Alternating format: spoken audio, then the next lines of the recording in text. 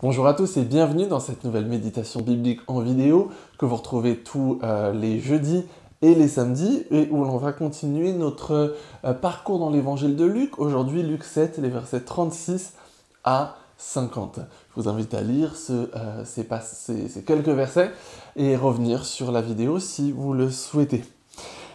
La question qui est en filigrane dans ces quelques versets, c'est qui a le plus besoin de pardon ? Jésus est venu sur terre pour apporter le pardon, pour apporter la réconciliation avec Dieu, mais au final, qui a le plus besoin d'être pardonné ? Jésus, dans ce passage, va montrer qu'il continue de ne faire aucun cas des apparences. Vous vous souvenez ce qu'on avait dit hier ? Il faut réussir à voir plus loin que ces apparences, et Jésus montre que lui-même, il le fait. C'est son cas. Il voit et il regarde plus loin que les apparences.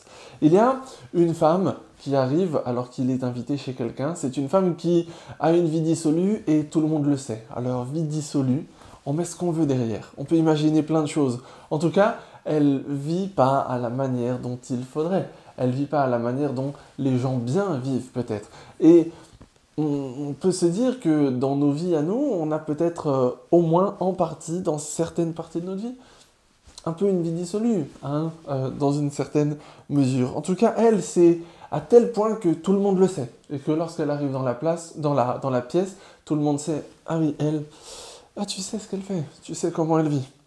Elle a une vie dissolue. Et alors ?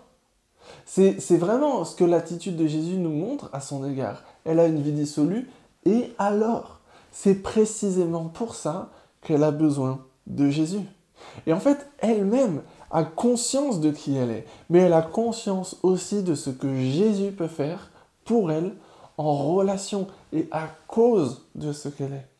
Elle a une telle conscience que cela va la pousser à faire pour Jésus ce que même Simon, chez qui il était invité, n'a pas fait pour lui. Elle va prendre soin de Jésus. Elle va venir et répandre son adoration en acte, en geste. Elle va montrer à quel point elle est reconnaissante parce qu'elle a compris ce que le ministère de Jésus signifie pour elle.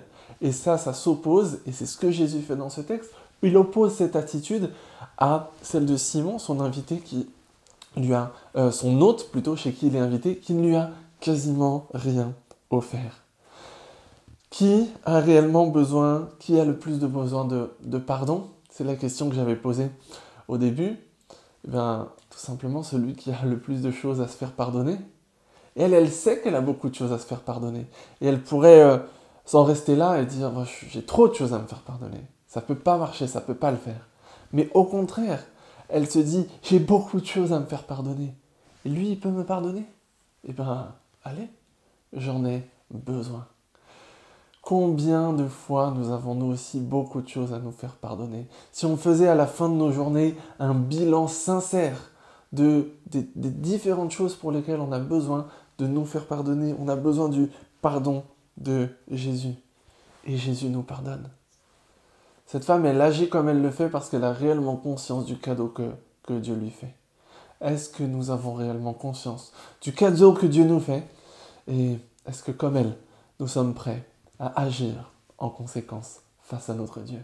Je vous souhaite une très bonne journée. Je vous donne rendez-vous demain dans notre église évangélique libre à Nîmes, rue du Fort, pour notre culte à 10h30. Et puis, dès la semaine prochaine, je vous donne rendez-vous sur cette chaîne YouTube pour la suite de ces méditations bibliques en vidéo. À très bientôt.